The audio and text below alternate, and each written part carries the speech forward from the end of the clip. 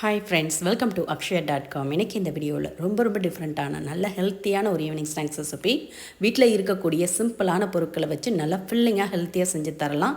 எப்பவும் ஒரே மாதிரி செய்யாமல் இது மாதிரி செஞ்சு கொடுங்க. செய்யும் போதே சுட சுட தின்று போகும். அந்த அளவுக்கு சூப்பராக அருமையாக இருக்கும்.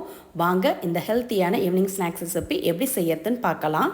அதுக்கு ஒரு மிக்சிங் பவுலில் 1 கப் அளவுக்கு பச்சை பயிறு, நான் ஒரு 100 கிராம் அளவுக்கு பச்சை பயிர் சேர்க்குறேன். அதே கப்பில் 1/4 கப் அளவுக்கு உளுந்து சேர்த்துக்கலாம். நான் கருப்பு உளுந்து தாங்க சேர்த்துருக்கேன், முழு உளுந்து. உங்கள் கிட்ட வெள்ளை உளுந்து இல்லை உடைச்ச உளுந்து எதுவாக இருந்தாலும் சேர்த்துக்கலாம். சேர்த்து தண்ணீர் ஊற்றி நல்லா 2 முறை அலசிட்டு தண்ணியை வடிய விட்டு எடுத்துகிட்டு வந்துடுங்க. இப்போ இதில் முழுகிற அளவுக்கு தண்ணீர் ஊற்றி இதை அப்படியே ஒரு 5லேருந்து 6 மணி நேரம் ஊற விட்டுடுங்க. நீங்கள் ஈவினிங் செய்கிற மாதிரி இருந்ததுன்னா காலையிலே ஊற வச்சுடுங்க, ஈஸியாக இருக்கும் செய்யறதுக்கு. இப்போ நல்லா ஊறின பிறகு திறந்து பார்த்துக்கலாம். பாருங்கள், உளுந்து பச்சை பயிறு எல்லாமே நல்லா ஊறி வந்திருக்கு. இந்த அளவுக்கு ஊறி வந்தால் தான் நல்லா அரைபடும், சாப்பிடவும் நல்லா சுவையாக இருக்கும். இப்போ தண்ணியிலேருந்து வடி விட்டு எடுத்து மிக்ஸி ஜாருக்கு மாற்றிக்கங்க. எல்லாத்தையுமே இது மாதிரி மிக்ஸி ஜாரில் மாற்றிட்டு இதோட 2 டேபிள் ஸ்பூன் அளவுக்கு தேங்காய் சேர்த்துக்கங்க. பொடியாக கட் பண்ணி சேர்த்துக்கங்க, அப்போ தான் அரைபடும். இது கூடவே 2 பச்சை மிளகா, தோல் சிவனை இஞ்சி துண்டு கொஞ்சம், இதோட ஒரு 1/2 டீஸ்பூன் அளவுக்கு மிளகு சேர்த்துக்கங்க. ஃப்ளேவர் நல்லாயிருக்கும், கொஞ்சம் காரசாரமாக. கூடவே ஒரு 3 வரமிளகாய். இந்த ரெசிபிக்கு காரம் கொஞ்சம் தூக்கலாக இருந்தால் தான் நல்லாயிருக்கும். இப்போ தண்ணி கொஞ்சமாக சேர்த்து கொஞ்சம் கொரப்பாக அரைச்சி எடுத்துகிட்டு வந்துடுங்க. இந்த அளவுக்கு கொரப்பாக இருக்கணும். இப்போ அரைச்சி எடுத்த மிக்ஸிங்கை ஒரு பவுலில் மாற்றிக்கலாம். இந்த பச்சை பயிரை நீங்கள் மிக்சர் ஜாரில் சேர்க்குறப்பவே ஒரு கைப்பிடி அளவுக்கு எடுத்து தனியாக வச்சுக்கோங்க. அதை முழுசாகவே சேர்த்துக்கலாம். இப்போ மிக்சர் ஜார்லேருந்து வழித்து விட்டு எல்லாத்தையும் சேர்த்துட்டு நம்ம ஒரு கைப்பிடி அளவுக்கு நிறுத்தி வச்சோம்ல, அந்த பச்சை பயிறு உளுந்தி சேர்த்துக்கங்க. சேர்த்துட்டு இதோட 2 டேபிள் ஸ்பூன் அளவுக்கு கடலை மாவு, கூடவே சின்னதாக ஒரு வெங்காயத்தை பொடியாக கட் பண்ணி சேர்த்துக்கங்க.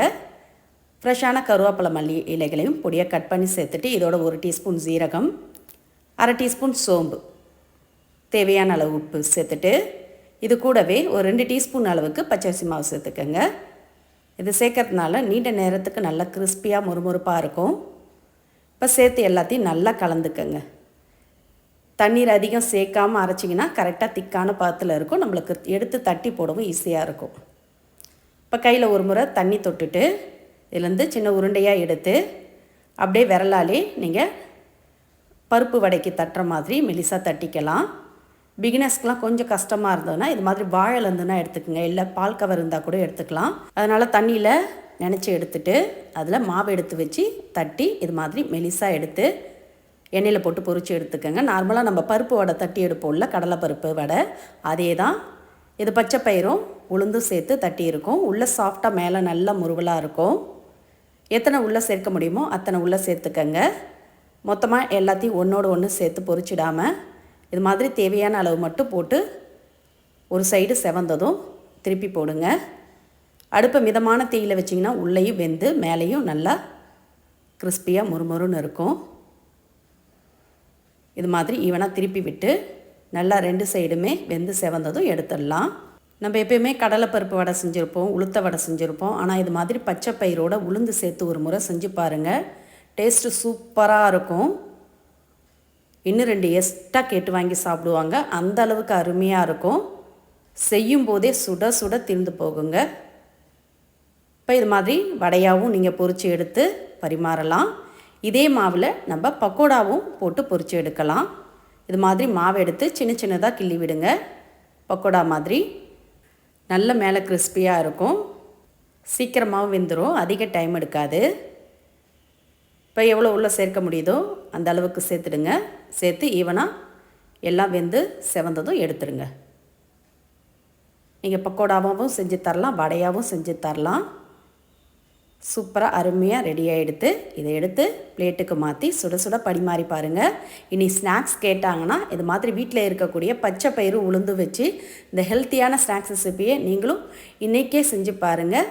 இனி அடிக்கடி செஞ்சு தர சொல்லி கேட்பாங்க. இதை அப்படியே சாப்பிட்லாம். இது கூட நீங்கள் தேங்காய் சட்னிலாம் தொட்டு சாப்பிட்டிங்கன்னா இன்னும் அருமையாக பிரமாதமாக இருக்கும். பாருங்கள் எந்த அளவுக்கு மேலே கிறிஸ்பியாக உள்ள சாஃப்டாக சூப்பராக வந்திருக்கு. கடைகளில் போய் இனி போண்டா பஜ்ஜி வடைன்னு கேட்டு வாங்கி சாப்பிடாம இது மாதிரி வீட்டில் இருக்கக்கூடிய பருப்புகளை வச்சு நல்ல ஹெல்த்தியான முறையில் ஃபில்லிங்காக செஞ்சு கொடுங்க. சுட சுட 10 கூட கேட்டு வாங்கி சாப்பிடுவாங்க. இதே மாதிரி இதே அளவுகளோட நீங்களும் ட்ரை பண்ணி பாருங்கள். ட்ரை பண்ணி பார்த்துட்டு உங்களோட கருத்துக்களை கமெண்ட்டில் தெரிவிங்க. இந்த ரெசிபி உங்களுக்கு பிடிச்சிருந்தா வீடியோக்கு ஒரு லைக் கொடுங்க. ஃப்ரெண்ட்ஸ் அண்ட் ரிலேட்டிவோட வீடியோவை ஷேர் பண்ணுங்கள். மறக்காமல் நம்ம சேனலையும் சப்ஸ்கிரைப் பண்ணிவிடுங்க. நன்றி, வணக்கம்.